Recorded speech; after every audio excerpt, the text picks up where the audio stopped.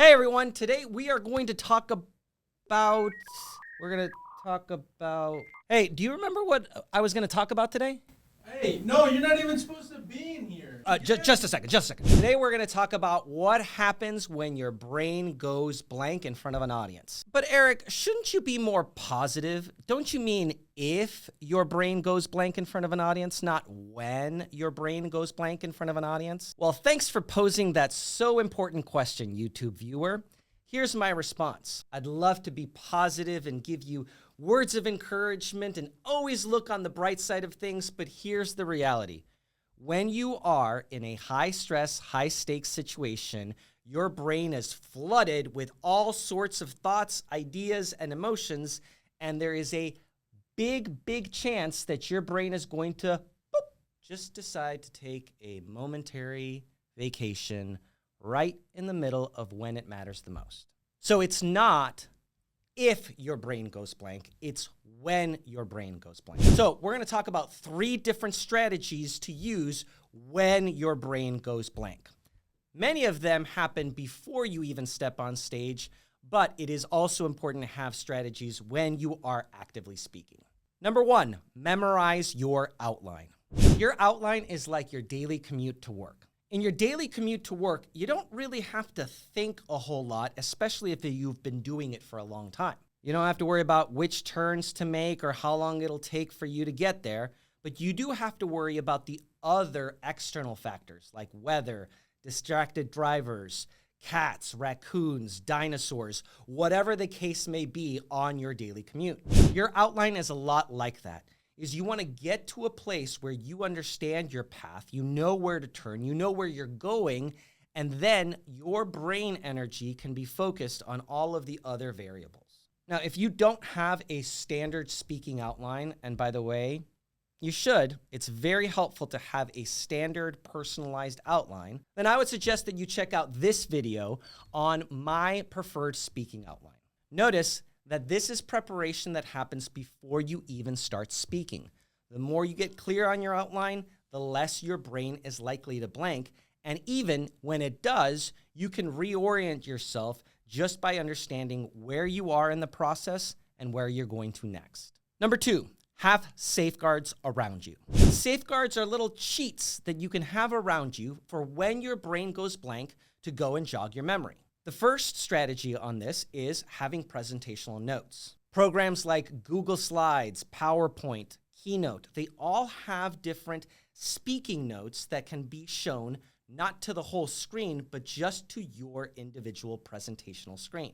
Now, this is a fantastic resource, but be advised that depending on where you are speaking, you may not have your own screen to refer to your speaker notes. So you need something else. That something else can simply be your presentational slides. Now, warning, big warning, super huge alarms blaring warning. Do not use your slides as a script. You do not want to create presentational slides that, in essence, are the entirety of your speech. In fact, side lesson on presentational slides, a good rule of thumb is the 3x3 methodology, meaning that you only have 3 words on 3 lines, and that's it. That may seem incredibly minimal, but it's minimal for a reason, because presentational aids are just that. They are aids. They are there to support you. And when you get lost, when you have that mind blanking of what in the world am I saying and where in the world am I, you can simply look at your presentational slides and that will jog your memory. And if you are creating your slides simplistic enough to give you key words to cue your brain, that can be your notes. Finally, and most importantly, it is essential that you always have a paper outline literally in your back pocket. A 3x5 note card will do just fine. This is in case, number 1, the technology fails, which it always seems to do. Side lesson, never trust the technology to work 100%. Always be prepared to give a speech without any technology. When you have a 3x5 note card in your back pocket, you can simply take it out, refresh your memory, and keep going. A little bit of a disclaimer. Do not apologize for using notes. There is absolutely nothing wrong with using speaking notes. You don't want to fully read your speech, but there's no problem with having physical notes. And one more side lesson, make sure that it is a piece of paper, a note card, something tangible and physical. Don't use your phone. I know, I'm sounding like an old man thinking, oh, these kids and their phones, they shouldn't be using their phones for everything. And I totally get it. Our phones are important pieces of technology that are multifaceted and we can use in various contexts. However, there's still people like me that see phone use as a little bit unprofessional. So stick with the old school technology of pen and paper. Finally, the last strategy is have an emergency phrase. Remember, I told you that this is a matter of time, that this isn't a maybe it will happen, it is a when your brain goes blank. I always have an emergency phrase that I use when my brain does go blank. My phrase is simple. I just say, oh my goodness, I am so passionate about my topic and so excited to be here with you all that my brain went completely blank. Has that ever happened to any of you? I'm sure it has.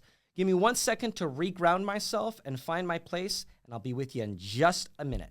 Remember, audiences are not expecting perfection. They're expecting authenticity. And I haven't met an audience member who hasn't empathized with being in front of an audience and having something go a little bit or a lot of bit wrong. So just admit that you are human. Admit that sometimes our brains go blank when it matters the most. Finally, give yourself grace. Give yourself a lot of grace to make mistakes. What I say to my audience when my brain goes blank is true. I am genuinely so passionate about my topics and I'm excited to be in front of audiences that sometimes I forget what I'm saying. That's not something to apologize for. In fact, it's something to give yourself credit for. So don't worry about those mistakes. Instead, focus out on the audience and what they need the most. Hey, as always, if you like that, make sure you like that and subscribe, and make sure that you come off mute and speak up your story. We'll see you soon.